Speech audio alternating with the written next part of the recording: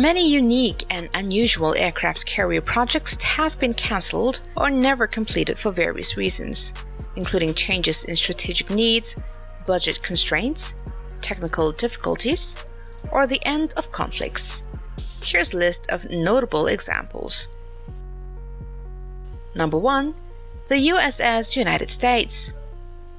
After World War II, the US Navy had big plans for a new type of supercarrier that could support larger, heavier aircraft, especially those capable of carrying nuclear weapons. The USS United States was meant to be the first ship in this new class, featuring a flat deck without any island superstructure to make room for these big planes. But things took a turn when the rivalry with the new Air Force, which wanted exclusive control over nuclear deterrence, kicked in.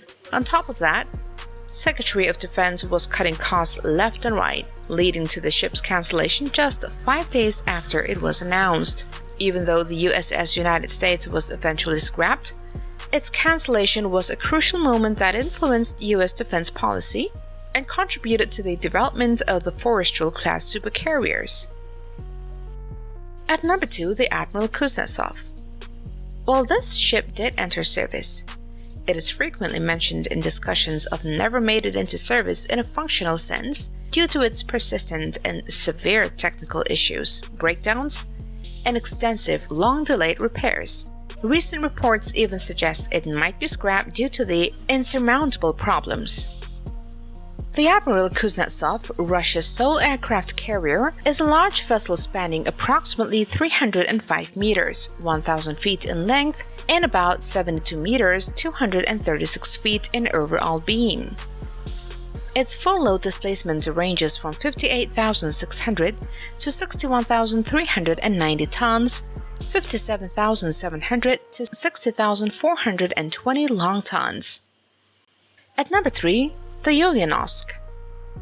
Soviets' big dream for an aircraft carrier aiming to create their first nuclear-powered supercarrier to compete with the US Nimitz class.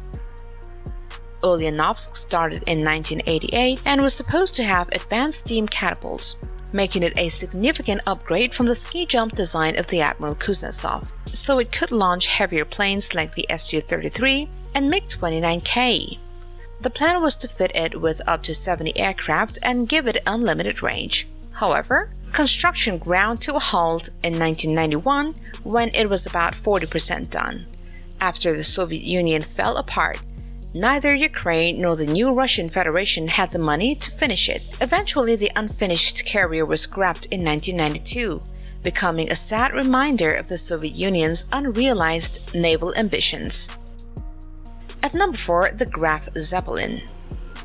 Nazi Germany's only aircraft carrier, the Graf Zeppelin, was launched in 1938 as part of the ambitious Z plan for building up their navy. It was meant to give the Kriegsmarine a solid, ocean-going fleet that could project power effectively. Designed to carry 42 aircraft and boasting a heavily armored flight deck, it clearly showed Germany's distinct naval strategy. But the ship never got finished or put into service because of changing wartime priorities, battling between military divisions, and not having enough resources. By 1945, the Germans scuttled her and later, the Soviets captured her. She eventually ended up being used for target practice and was sunk in the Baltic Sea in 1947, becoming a reminder of what could have been. The Graf Zeppelin class was supposed to measure 262.5 meters in length and could weigh over 34,090 tons when fully loaded for combat. At number 5, the Malta Class. The UK Malta Class aircraft carriers were a group of 4 big ships that aimed to boost the Royal Navy's aviation power, especially for the Pacific. They drew a lot from American carrier designs and featured an open hangar setup instead of the older British armored flight decks. These carriers were going to be quite massive, on par with the US Navy's Midway class. Even with such a strong need and an innovation design, all 4 Malta Class carriers were scrapped in 1945 before construction even began, because priorities changed after the war. There were budget issues, and the scale of building them was daunting. They remain a significant what-if of the Royal Navy. Number 6, the Project Habakkuk. The Habakkuk project was a pretty wild idea from Britain during World War II. Imagine building an unsinkable aircraft carrier. Kicking off in 1942, the plan was to create a massive ship, possibly over 600 meters long, using a mix of 14% wood pulp and 86% ice. The goal was to have a floating airstrip in the middle of the Atlantic so that planes could take off and land far from land-based aircraft, helping to tackle German U-boats that were endangering Allied shipping routes. Even though it got some serious backing from people like Winston Churchill, the project ran into huge hurdles with logistics and engineering. The size and cooling needs turned out to be way more than anyone could handle, and by the time long-range aircraft and escort carriers made their debut, the idea just didn't make sense anymore. Number 7. The Joffre-class. There were a couple of ships the French Navy had in the works. This class had some cool features like a flight deck that was offset to the left to balance out a big island superstructure. The design was geared for double-ended operations, which meant planes could take off and land from both ends. They were supposed to carry about 40 aircraft, including twin-engine bombers, which was a pretty new idea for carriers back then, but then World War II broke out and things changed quickly. By 1940, France fell and construction was stopped. Joffre was only about 20% done and ended up getting scrapped by the Germans. This class is still something people look back on as a fascinating what-if in naval history. At number 8, the Verdun class. Another French aircraft carrier ordered in 1958, she was envisioned as a larger, more capable vessel, specifically designed with France's independent nuclear strike role in mind.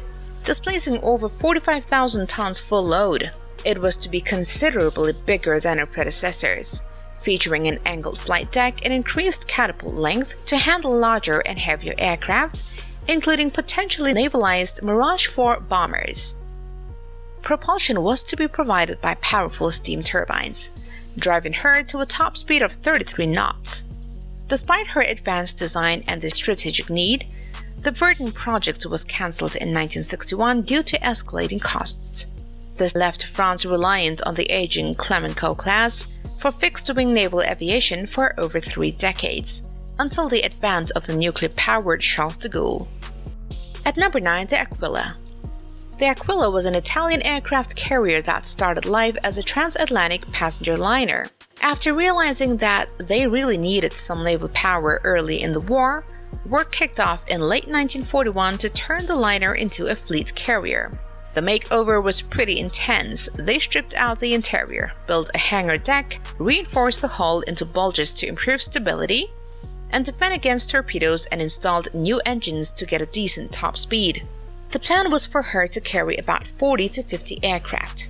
Even though she was almost finished and had even gone through some engine tests, Aquilla never officially entered service. Construction was halted when Italy signed the armistice in 1943, and after that, German troops took over her, but Italian frogmen partially scuttled her in 1945 to stop the Germans from using her. Number 10. The Spaviro. Italy's second attempt in converting a passenger liner to an aircraft carrier alongside Aquilla. Unlike Aquilla, Spaviro's conversion was less extensive. It largely retained the Augusta's diesel propulsion, giving it a slower speed of around 20 knots.